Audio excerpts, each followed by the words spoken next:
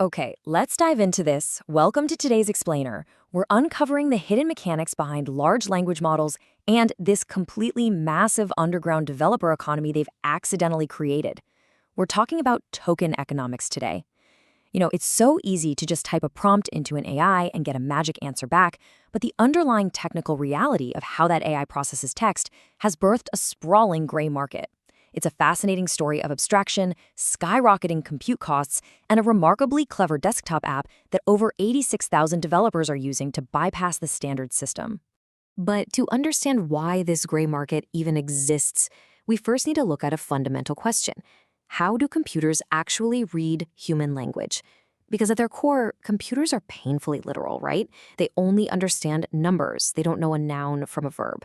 So to feed our incredibly complex, ever-changing human language into a machine, we need a highly abstract way to translate text into something an AI can digest mathematically. So here is our roadmap for today. First, what are AI tokens? Second, how tokens build meaning. Third, why tokenomics actually matter. And finally, we'll navigate the gray market together. All right, section 1. What are AI tokens? To really get artificial intelligence, we have to step way beyond how we traditionally think about language. And this brilliantly illustrates the gap between us and the machine. Look at the left. That's human abstraction.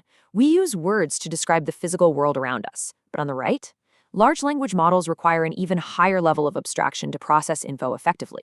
They can't just read words. They have to triage text into these highly organized numerical indexes.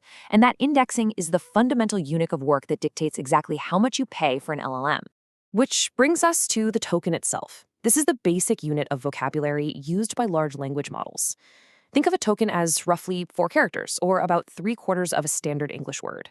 Depending on the specific model's tokenizer, a token can be a whole word, part of a word, punctuation, or even a single character. Now, why do we need this specific unit? Well, the English dictionary has over 270,000 words. Add in slang, misspellings, and all the different tenses, and the math of assigning a unique number to every single variation goes well into the millions. On the flip side, if we just assigned a number to every single character, like ASCII, the AI would need an impossibly long sequence just to read one sentence. Tokens are that perfect happy medium. They chunk text down into a manageable total vocabulary of around 100,000 unique units. If you're a developer budgeting for usage, an ML engineer managing compute, an educator, or even a product manager setting feature expectations, understanding this unit is absolutely crucial. Let's move on and see how this builds into an actual process. Say you send the prompt, "I am eating paratha." The model first converts that input into tokens. It might split eating into 2 separate subwords, eat and ing. Then, using a method like byte pair encoding, it assigns a specific mathematical token ID to each of those pieces. Only after this splitting and assigning can it process each token through its neural network layers and map those IDs into something the model can compute to generate output tokens. Section 2. How tokens build meaning.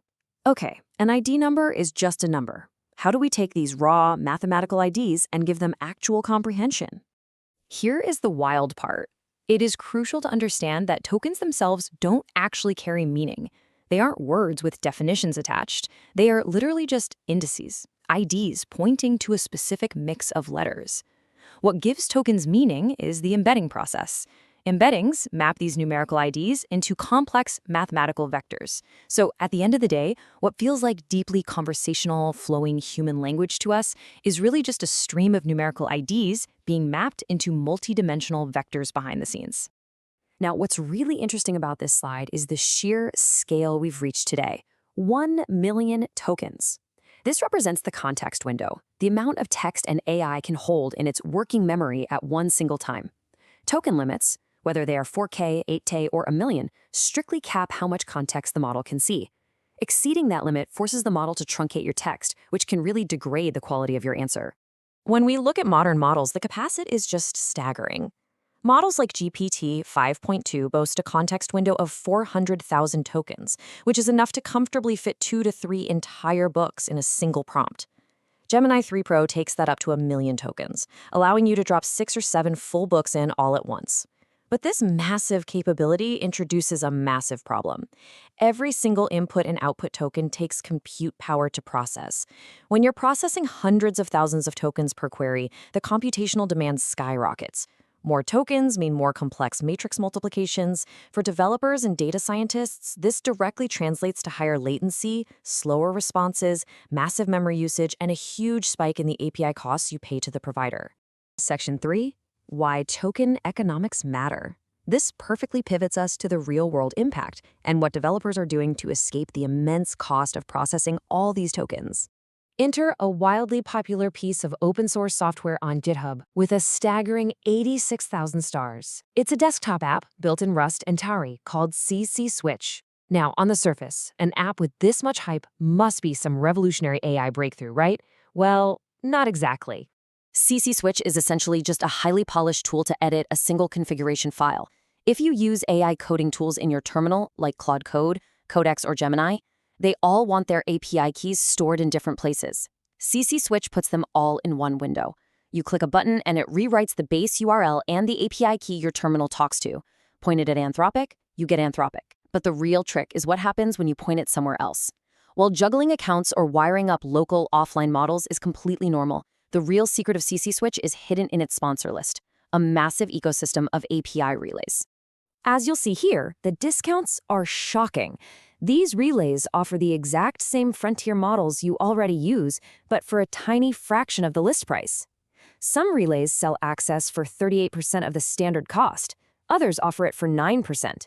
One relay actually boasts providing frontier AI access for literally 2 cents on the dollar, just 2% of the official price.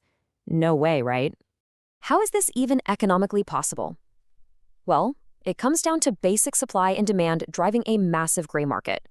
On the demand side, frontier models are highly expensive precisely because of those complex matrix multiplications and massive token counts we just discussed. They are also heavily rate limited, and in many parts of the world entirely geo-blocked. When the front door is locked or just way too expensive, a side door naturally opens. On the supply side, these relays get their cheap tokens through pooled enterprise keys, exploiting regional price gaps, or buying access wholesale and reselling it token by token. So what we're looking at isn't standard piracy. It's a massive coordinated pricing complaint wrapped in a polished UI and a database. Section 4. Navigating the gray market. Accessing the world's most powerful language models at a 98% discount sounds a little too good to be true, doesn't it? Let's navigate the dark side of this gray market. So the crucial point here is the severe security and reliability trade-offs you make when you use these side doors. When you route through a relay, every prompt and every line of your proprietary source code flows through a third-party company you've never heard of, using an API key you don't control. Furthermore, while the honest relays really do proxy the official API, others quietly swap in a cheaper, less capable model and just hope you don't notice. And your access can vanish overnight. The messy reality of this is obvious when you see that the CC Switch repo has over 1,200 open issues from users dealing with unstable backends. The reality is, instead of turning to shady middlemen, true professionals optimize their token economics natively. They count tokens early, using libraries like TickToken. They relentlessly trim redundant context and whitespace. They chunk large documents, leverage system prompts to cache instructions, and use settings like max tokens and temperature wisely to keep costs down safely. They monitor their usage and plan for future scaling the right way. Which leaves us with this powerful thought from analysts watching this space. When you use these relays, you're not buying a model, you're buying a promise. Token economics dictate that incredible AI power requires incredible compute, and someone always has to pay for it. The abstraction of human language into tokens is an absolute technical marvel, but it comes with a very real price tag.